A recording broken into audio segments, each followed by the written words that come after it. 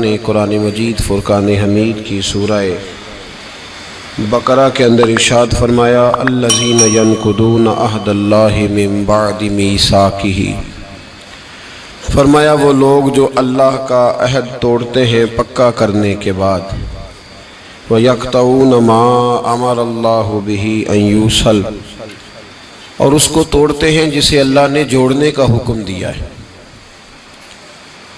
ان رشتوں کو توڑ دیتے ہیں جن رشتوں کو اللہ نے جوڑنے کا حکم دیا۔ فرمایا وَيُفْسِدُونَ فِي الْأَرْضِ، یہ لوگ زمین میں فساد برپا کرتے ہیں۔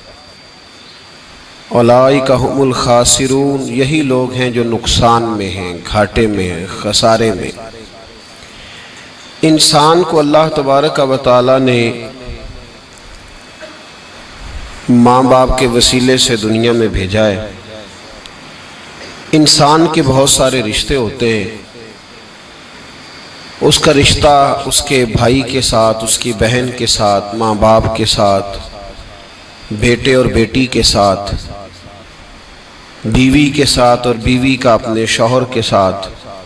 پھر اس سے آگے اللہ تبارک و تعالیٰ نے کچھ رشتے بنائے ہیں، ماں کے رشتہ دار ہیں، باپ کے رشتہ دار ہیں۔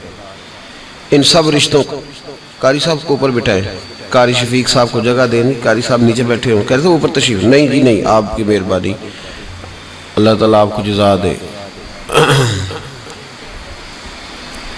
تو میرے بھائی، اللہ تبارک و تعالیٰ نے رشتوں کو اہمیت دی اور بہت سارے رشتے رب تبارک و تعالیٰ نے بنائے۔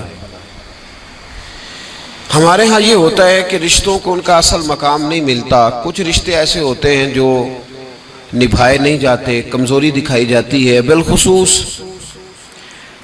جن لوگوں پر ضروری ہوتا ہے ان رشتوں کا نبھانا، وہ ان رشتوں میں سستی کرتے ہیں، کمزوری دکھاتے ہیں۔ اس میں کوئی شک نہیں کہ میاں بیوی کا رشتہ بڑا مستحکم رشتہ ہے۔ قرآن مجید نے کہا ہن لباس لکم وانتم لباس لہن، تم ان کے لباس ہو، وہ تمہارا لباس ہے۔ مرد عورت کا لباس ہے، عورت مرد کا لباس ہے، اس میں کوئی شک نہیں کہ یہ بڑا مضبوط رشتہ ہے۔ اس رشتے کی بڑی خصوصیات ہے۔ نبی پاک صلی اللہ تعالیٰ علیہ وآلہ وسلم نے اس کی بڑی عظمت بیان کی، لیکن اس پہلو پر ضرور غور کیا جائے، اس پر ضرور توجہ کی جائے کہ نبی پاک صلی اللہ علیہ وسلم نے ہر رشتے کو اس کے اصل مقام پر رکھا ہے۔ ہر رشتے کو، میاں بیوی دیکھیں نا، ایک عورت سارا کچھ چھوڑ چھاڑ کے، اپنے ماں باپ بہن بھائی چھوڑ کے بظاہر پردیس میں آ کے بیٹھتی ہے خامن کی خاطر، اس کا بڑا حق ہے۔ اور نبی پاک علیہ السلام نے فرمایا تم میں سے بہتر وہ ہے جو اپنے گھر والوں کے لیے بہتر ہے۔ خیرکم خیرکم لأہلہ وانا خیرکم لأہلی، فرمایا تم میں سے بہتر وہ ہے جو اپنے گھر والوں کے لیے بہتر ہے، اور میں تم سب سے بڑھ کر اپنے گھر والوں کے لیے بہتر ہوں۔ اس میں شک نہیں، اس عورت کے حقوق ہیں، نبی پاک علیہ السلام نے اس کی وضاحت فرمائی، لیکن حضور نے رشتوں کا تعین کر کے بتایا۔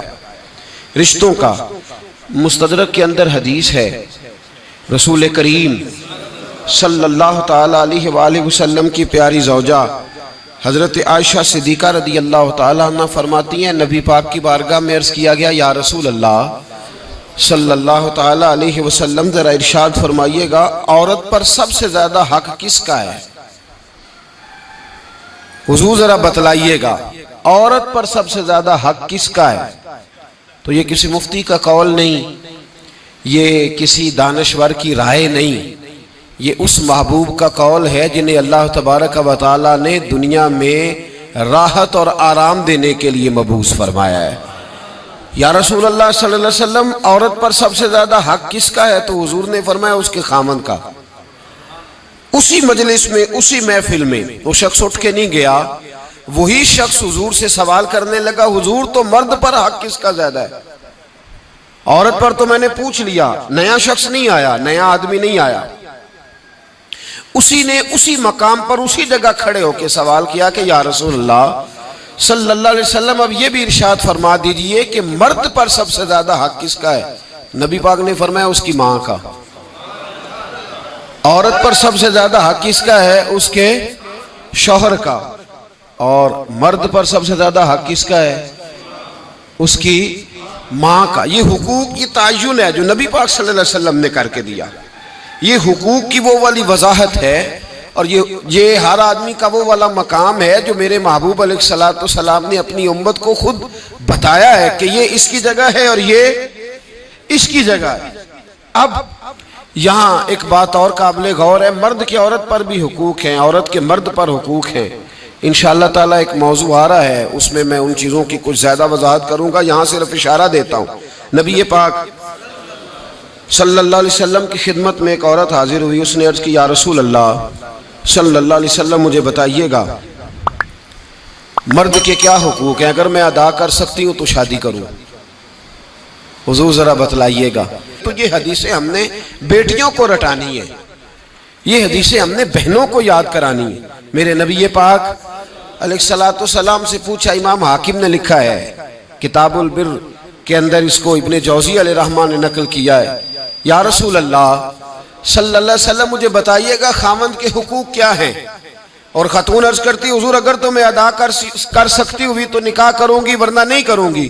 اللہ کے رسول صلی اللہ تعالیٰ علیہ وآلہ وسلم نے ارشاد فرمایا بھئی بات یہ ہے کہ اگر خاوند کے جسم سے پیپ نکلے، ریشہ نکلے اور خون نکلے، عورت اپنی زبان سے صاف بھی کرے تو پھر بھی خاوند کا حق ادا نہیں ہوتا.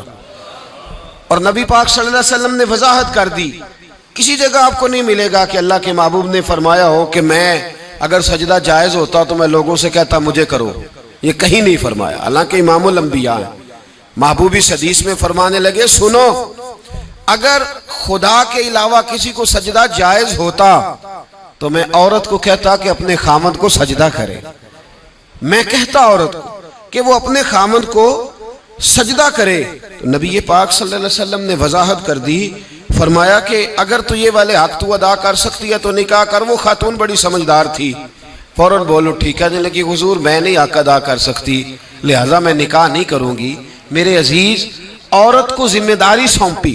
پھر میرے نبی پاک صلی اللہ تعالیٰ علیہ وسلم نے مرد کے لیے بھی ان حقوق کا تعین فرمایا.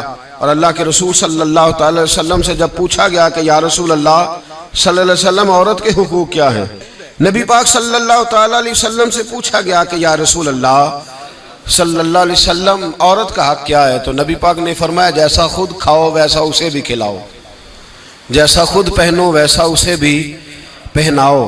اور حضور علیہ الصلوۃ والسلام نے فرمایا کبھی بھی عورت کے چہرے پر نہ مارنا، کبھی بھی اس کے ساتھ بغض نہ رکھنا، اسے کبھی بھی تکلیف نہ دینا، اور اسے اگر چھوڑنا ہوا تو اپنے گھر کے اندر چھوڑنا.